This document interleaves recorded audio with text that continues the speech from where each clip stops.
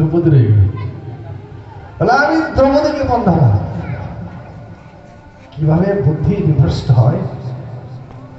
অথচ দ্রৌপদী পঞ্চবতীর স্বামী, তার পঞ্চ স্বামী আছে, তার অধিকার প্রত্যেকে জিজ্ঞাসা করে। কিন্তু এই পঞ্চ স্বামীকে না জিজ্ঞাসা করে যুধিষ্ঠির পথ হবে, অনেক কথা।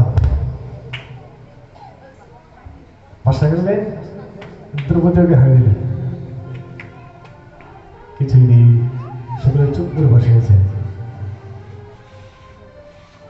বলে দুঃশাসন এই ভরা সভার মধ্যেই এই দ্রৌপদীর বস্ত্রকে হরণ করে এত বড় স্পর্ধা, অথচ সেই সভার মধ্যে অন্ধ ধৃতরাষ্ট্রের সঙ্গে কি দ্রৌপদীর নির্মম ভাবে বস্ত্রকে হরণ করলেন। কিন্তু ভগবান রক্ষা করলেন। অন্তিমে দুঃশাসন এতই বস্ত্র আনতে লাগলেন, যত বস্ত্র টানে তত বস্ত্র বেড়ে যায়, বস্ত্র টানে বস্ত্র বেড়ে যায়। ভগবান সে বস্ত্রের মধ্যে প্রবেশ করলেন, রক্ষা করলেন। এরকম প্রশ্ন হলো বলি তাহলে দ্যুতং পানং, যিনি জোয়া খেলে কলি তার মাথায় থাকে, তার বুদ্ধি বিনাশ, তার সব বিনাশ হবে এতে সুনিশ্চিত। অর্থাৎ সবসময় পাশা যে খেয়ে তাদের সঙ্গে করে তার থেকে দূরে থাকতে হবে যদি বাঁচতে হয়। পানং স্ত্রিয়াহ, দুই, পান মানে মদ্যপান, খুব সাবধান। অন্তত এই সুন্দর পেয়কে পান করবেন না, ধীরে ধীরে ধীরে ধীরে সব বিনাশ হয়ে যাবে। অন্তত মদ্যপান কোনোভাবেই কষ্টিত কালো করবে না। দ্যুতং পানং স্ত্রিয়স্বরা যত্রা ধর্মশ্চতুর্বিদাঃ,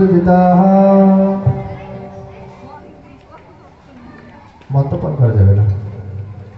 যদি মদ্যপান করে বুদ্ধি বিনাশ হয়, বুদ্ধিতে বিনাশ হয়, তার সবকিছু বিনাশ হয়। তো যেখানে পাশা করে সেখানে কলি থাকে, যেখানে মদ্যপান হয় সেখানে কলি থাকে। দুই, তিন, স্ত্রিয়াহ সোনা, যারা স্তন পুরুষ জোরপূর্বক উপভোগ করেন তাদেরকে স্তন পুরুষ বলা হয়, তাদেরও দুঃখ কষ্ট ভোগ করতে হয়। দ্যুতং পানং স্ত্রিয়ং, চতুর্থ সোনা, জাত রূপম মদাত্রভ, আর হিংসা, প্রাণী হিংসা।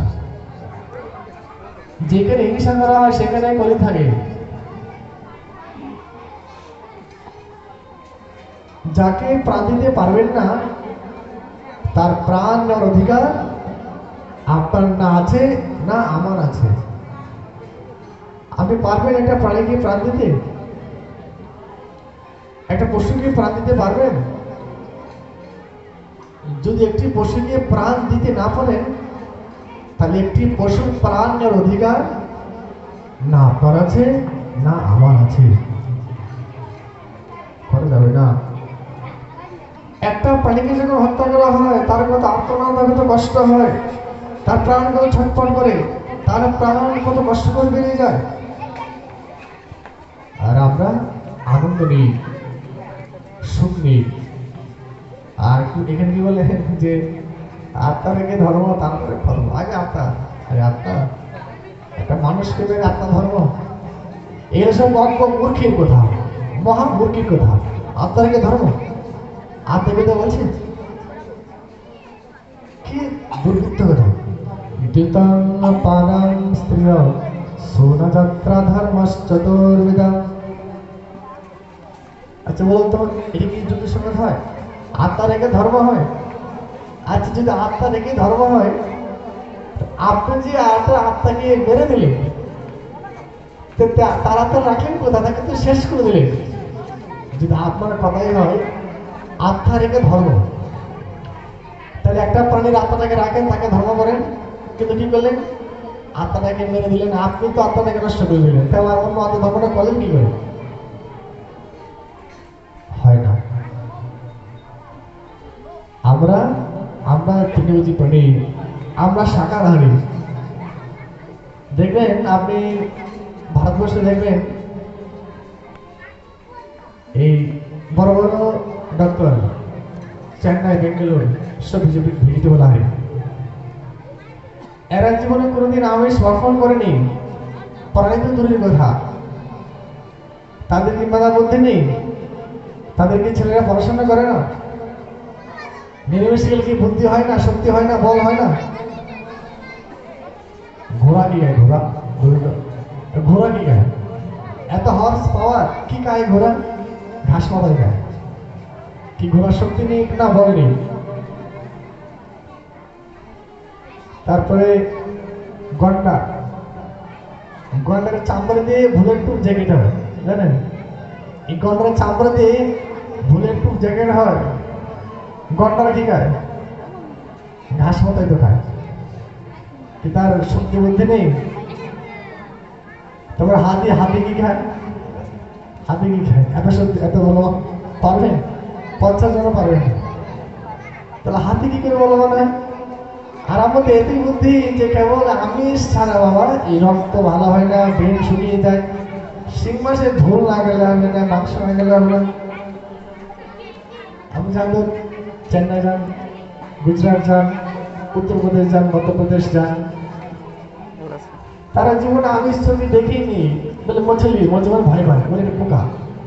মাছকে বলে মছলি, দেখলেই ভয় পায়। কিন্তু এখানে আপনি ডাক্তারকে দেখার বলছেন খবরদার এই আমিষ মাসে ঝোল ছাড়া রক্ত কিন্তু হবে না। আমরা যে বৃন্দাবন থেকে, আমরা তো কিন্তু ভাবিনি আমাদের কি ব্লাড ভালো নেই না বুদ্ধি ভালো নেই? কি ভালো নেই? আসেন কনস্তা করে দেখিয়ে দিয়ে বুদ্ধি ভালো নেই না আছে, কোন দিকে পারবে? যদি কম্পিউটার সামনে আসেন, এই যে আমাদের সামনে বসে আছে জিনিসটা কি শরীর শুকিয়ে গেল নাকি? এই যে বসে আছে, জন্মের থেকে প্রসাদ পায়, তার কি শরীর শুকিয়ে? আমাকে বাড়ি ঘর দেওয়ার নাই, এই বাড়ি থাকে, এই বাড়ি বাড়ি আমাদের চেতনা খুব সংকুচিত। আমরা কোর মধ্যে থাকি, এই জন্মের মধ্যে প্রসাদ বুঝি, ফ্যামিলি প্রসাদ বুঝি। আসলে এগুলো ভুল। দেখুন, পশু যখন খাবার খায়, পশু কাঁচা মাংস খেতে পারে কিন্তু মানুষ পারবে না। ভগবান সেভাবে আমাদের সৃষ্টি করলো। পশু জল চেটে চেটে খায়, আমরা গ্রহণ করি। পশুর নখ খুব ধারালো, আমাদের নখ ধারালো নয়। পশুর চামড়া খুব খসখসে, আমাদের চামড়া খুব সফট। পশুর দাঁত খুব হিংস্র প্রকৃতির, আমাদের দাঁত তাহা নয়। তার মানে আমরা জন্ম থেকেই এই শাকাহারী, নিরামিষ ভোজী। আমরা কি করি? আমাদের সুখের জন্য বলে বাবা আমিষ ছাড়া বিদ্যা বুদ্ধি কিছুই হবে না। একদম ভুল। আর ভাগবত বলছেন যারা এই প্রাণীকে হত্যা করে তাদের নরকে গমন করতে হয়। ভাগবত ৫ম স্কন্ধ। অতএব সকলকে দেখুন, যদি সুস্থ থাকতে হয়, যদি আপনি মাসে 10টা ট্যাবলেট খান, আপনি নিরামিষ খান, ট্যাবলেট 5টা কম রাখবেন। অনেক অনেক রোগী ওষুধ ছাড়ে না, কিন্তু নিরামিষ খেয়ে সুস্থ হয়ে গেল। আমি একবার দক্ষিণবঙ্গে গেলাম, এই মণিপুর হসপিটাল, এসকে বিদ্যা দৈনি স্পাইন, এশিয়ার 3 নম্বর ডাক্তার। তো উনি বলছেন যে আমি জন্মের পরে কোনোদিন আমিষ ছবি দেখিনি। এসকে বিদ্যাসাগর স্পাইন, এশিয়ার মধ্যে 3 নম্বর ডাক্তার। কি ওনার বিদ্যা বুদ্ধি কম, নেতা কম? জন্মের থেকে এসে যেটি বলা হয়। অতএব আমাদের জীবনকে সুস্থ রাখতে গেলে আমি ধর্ম ছাড়লাম, সবজি আহার করুন, প্রাণী হত্যাকে বর্জন করুন। কোনোভাবেই, বিশেষ করে দেবীর নিকট এই বলি প্রদান করা উঠিয়ে দিন। কোনোভাবেই দেবীর নিকট বলি চলবে না। যদি বলি দেন, তাহলে যে যত বলি দিবে তার তত বলি কিন্তু এখান থেকে যাবে, একদম হিসাব করে রাখবেন।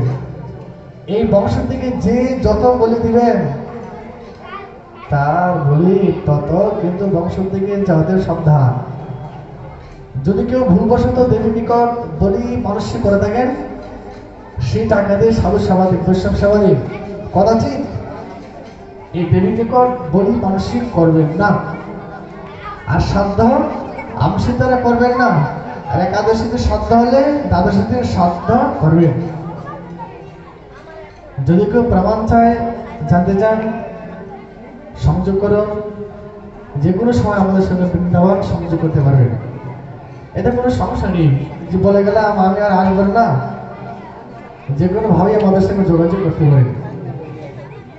অতএব যেখানে জুয়া খেলা হয়, মদ্য পান করা হয়, যেখানে প্রাণী হিংসা হয়, সেখানে কলি থাকে। কলি মানে কলহ, কলি দুঃখ দেয়, কষ্ট দেয়, ত্রিকাম যাতনা দেয়। আর ততোন্নতং মদং কামং জাতরূপ মদাৎ প্রভু। কলি বলছেন ভগবান এই চারটা স্থান দিলে হবে না, আমাকে আরেকটা স্থান দিতে হবে। কোথায়? যত রূপ মদাৎ প্রভু বলে স্বর্ণ। যেখানে অধিক ধন হয় সেখানে কলি থাকে। দেখবেন অধিক যখন ধন হয় তার অনেক দোষ আসে। শাস্ত্র বলছেন যে অন্তত শতকরা 10% ভগবত সেবায় ব্যয় করতে হয়। যদি 5টি পুত্র থেকে একটি পুত্রকে ভগবত উদ্দেশ্যে ব্যয় করতে হয়। আর যদি ধন সম্পদ থাকে 100 ভাগের মধ্যে 10% সবসময় ভগবত গুরু সেবায় ব্যয় করতে, এটি শাস্ত্রের নির্দেশ। বৃষস্য নষ্টং স্ত্রং পাদান তত শৌচং দয়ামিতে। অতএব এই 5টি স্থানকে সামনে থেকে কি কি? জুয়া খেলা, মদ্যপান করা, স্ত্রী পুরুষ, আর প্রাণী হিংসা, আর অধিক যেখানে ধন হয়। ধন ঠিক আছে ভালো, কিন্তু ধনকে কৃষ্ণের সবাই অর্পণ করতে হবে, নতুবা ধন থেকে 15 প্রকার অনর্থ হবে। একদিকে অর্থ দিবেন না, আদি বেদি রূপ সুখ জ্বালায় অর্থ বেরিয়ে যাবে। অতএব অর্থ থাকলে সেই অর্থকে ভগবত ভক্ত সাধু সেবায় ব্যয় করতে হবে। লক্ষ্মী আরেক নাম চঞ্চলা। লক্ষ্মী কোনোদিন এক জায়গায় থাকে না। এই কয়দিন আগে যখন নোটবন্দি হলো,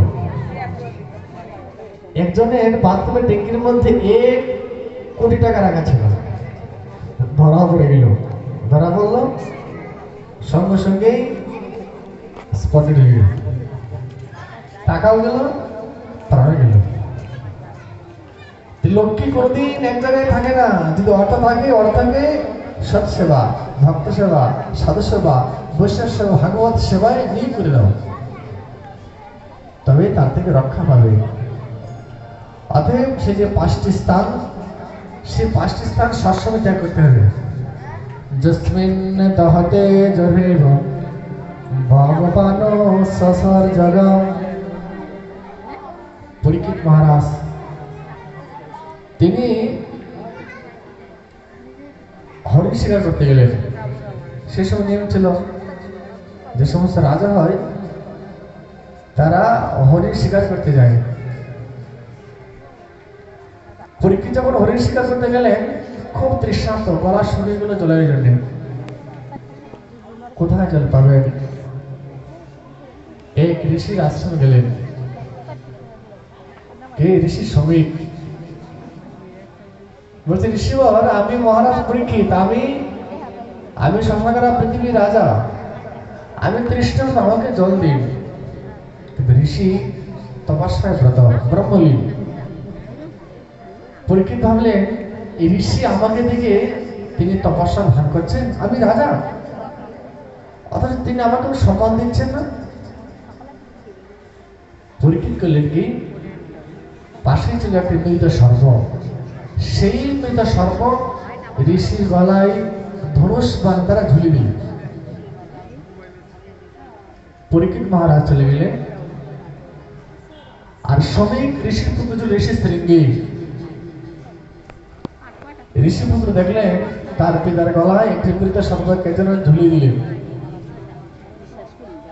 পাশে কিছু বালক ছিল, বললেন, সিংহী, এই তোমার পিতার গলায় মহারাজ পরীক্ষিত মৃত সর্প ঝুলিয়ে দিলেন, মানে কি এত বড় স্পর্ধা? ওরে দুষ্ট কুলাঙ্গার, আপনার ব্রাহ্মণ ঋষি, আর সে আমার পিতা ঋষির গলায় এই মৃত সর্প ঝুলিয়ে দিল। পাশে ছিল কৌশিক নদী।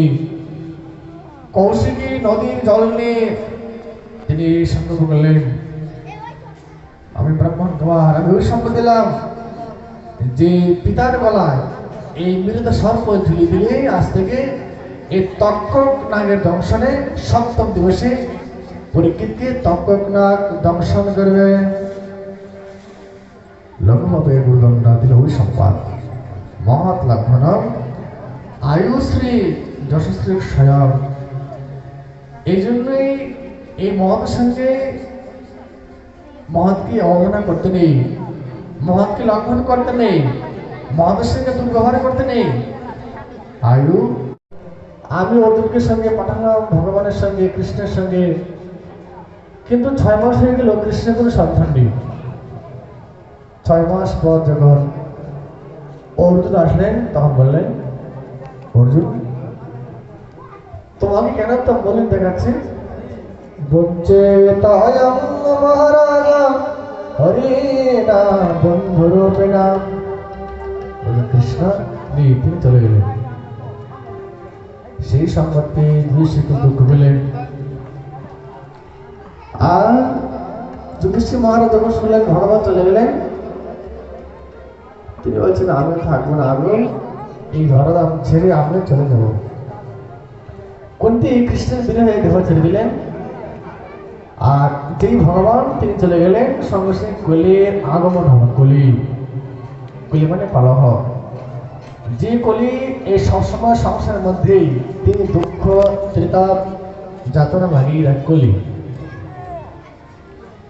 এদিকে পরীক্ষিত মহারাজ তিনি হলেন রাজা, আর মথুরায় কৃষ্ণের পুত্র প্রদ্যুম্ন, তার পুত্র অনিরুদ্ধ, তার পুত্র বজ্রনাভ, তিনি হলেন মথুরার অধিপতি। আর পরীক্ষিত তিনি হলেন হস্তিনাপুরের যুবরাজ।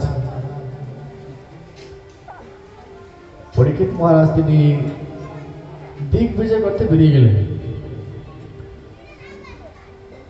গিয়ে দেখেন একটি গাভীকে এক শূদ্র তিনি প্রহার করছেন। বলেন, ভাই তুমি কে?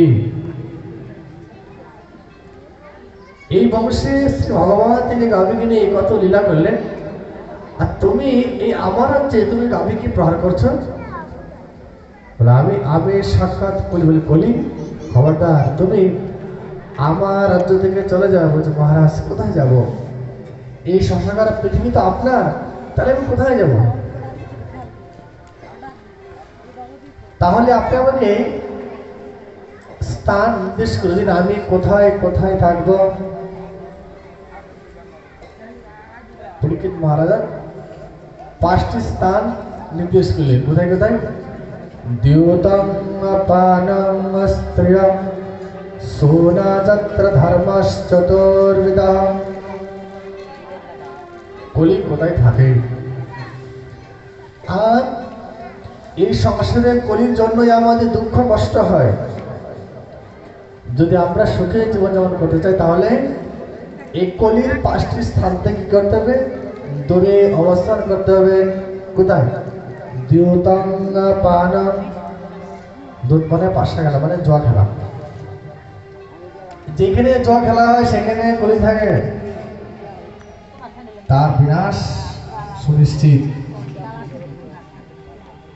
যুধিষ্ঠির মহারাজ তিনি স্বয়ং ধর্মরাজ।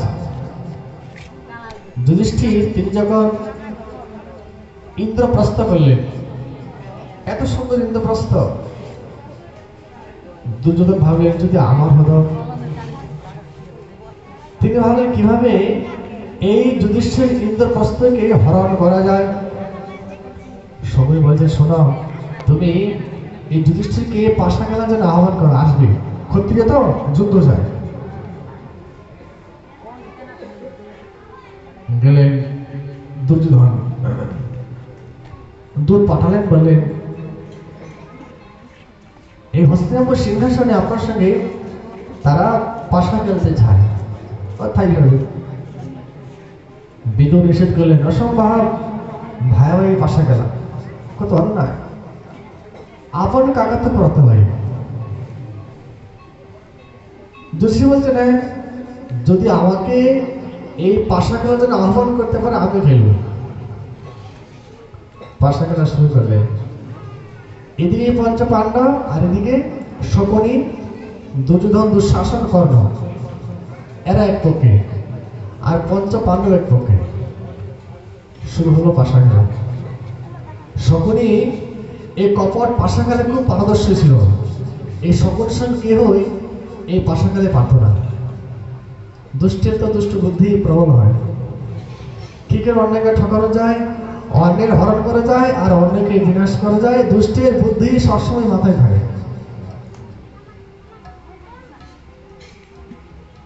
যুধিষ্ঠির পঞ্চপাণ্ডব আসলেন, শকুনিরা বসলেন, পাশা খেলা শুরু হলো। এই যুধিষ্ঠির তিনি প্রথম হেরে গেলেন। শকুনি বলছেন, ভাঞ্জে কোনো ভয় নেই, এই স্বার্থ সিদ্ধির জন্য প্রথমে একটু হারতে হয়, একটু মঙ্গল, কোনো ভয় নেই।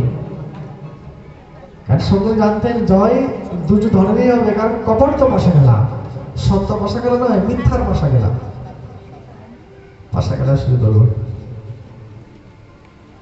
যুধিষ্ঠিরের সমস্ত ধন সম্পদ হরণ করলেন দুর্যোধন, কপট পাশা খেলা। সোনা, হীরা, মণিমাণিক্য সব হারলেন। মানে কলি যখন মাথা চেপে বুদ্ধি কি করে ভ্রষ্ট হয়। ওদিকে বলছেন, আমার অর্ধেক ইন্দ্রপ্রস্থকে ধরে দিলাম, আবার পাশা খেললেন, হারলেন যুধিষ্ঠির। আমি সম্পূর্ণ ইন্দ্রপ্রস্থকে পাশা খেলে পণ ঢালাম, তা ভালো। শুনে বলছেন, তুই যুধিষ্ঠির এখান থেকে কিছুই নেই, তুই তো ভিখারি। কেন? আমরা পাঁচটি ভাই। কিভাবে বুদ্ধি ভ্রষ্ট হয় বলেন কি, এই নকুল সহদেবকে এই পাশাকালে বন্ধ হলেন, নকুলকে হারলেন, সহদেবকে হারলেন। কলি তো মাথায় বসে গেল, বললেন ভীমকে বন্ধ হল। গোদাগারী ভীমকে হারলেন। অর্জুনকে বন্ধ হারলাম, অর্জুনকে হারলেন। শুনে বলছেন যুধিষ্ঠির, এবার আমি স্বয়ং যুধিষ্ঠির, আমি আমাকে বন্ধ হলাম, যদি হেরে যাই আমি দাসত্ব অস্বীকার করলাম। যুধিষ্ঠির হেরে গেলেন। সেই সভার মধ্যে অন্ধ ধৃতরাষ্ট্র তিনি বসে গেছেন। পিতামহ ভীষ্ম, দ্রোণাচার্য, কৃপাচার্য সব তামাশা দেখছেন, কোনো উত্তর নেই। অধর্ম কত ভয়ঙ্কর তার জানতেন না? পিতামহ ভীষ্ম তিনি কি জানতেন না? জানতেন, কিন্তু যার লঙ্কায় তার লঙ্কায়। ভীষ্ম তিনি জানতেন, অথচ এই দুর্যোধনের অন্ন খেতে খেতে তিনিও বিভ্রান্তিতে পড়ে গেলেন। এই জন্য বলছে মহাপ্রভু, বিষয়ীর অন্ন গেলে মলিন হয় মন, মলিন মনে না হয় কৃষ্ণের স্মরণ।